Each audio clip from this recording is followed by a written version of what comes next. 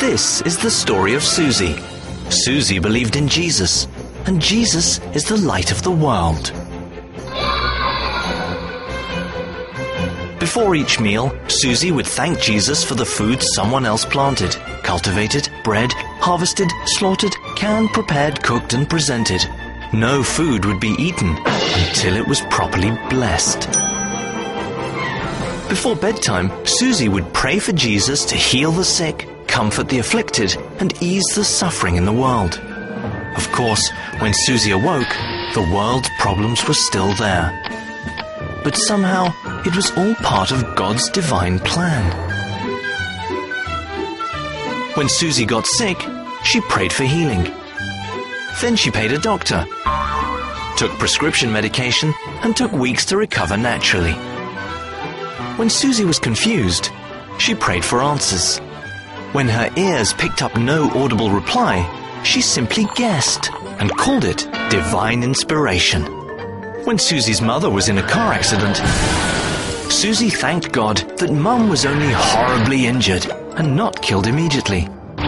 Suzie then prayed to Jesus for healing, and then she paid thousands of dollars to trained medical personnel.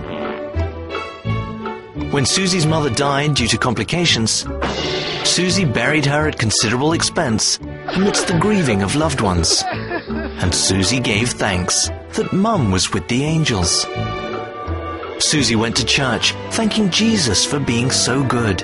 When the pastor was suddenly gunned down by a crazed madman during a sermon about divine protection, Suzie was horrified, so she prayed a prayer of thanks. The pastor was in a better place. She also prayed for the widow and children, that they would see that it's all part of God's special plan for their lives. When hurricanes came, Suzie prayed and thanked Jesus that only a few thousand were homeless and only a few $1 billion in damage was done. When Suzie heard about millions worldwide afflicted with all manner of diseases, she prayed and asked Jesus that a vaccine might be found in somebody's laboratory. After all, it made sense that doctors should do the actual healing. God was busy making the world wonderful. When millions died from starvation and genocide, Suzie wore a special button that showed how much she cared. Suzie prayed fervently that Jesus would feed the hungry, comfort the sick, and uplift the downtrodden. Then she went home and watched American Idol.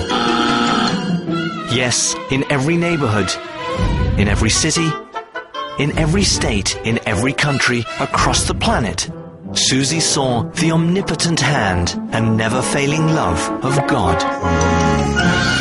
And once again, just before bedtime, Suzie closed her eyes and said her prayers, because she believed in Jesus, and Jesus is the light of the world.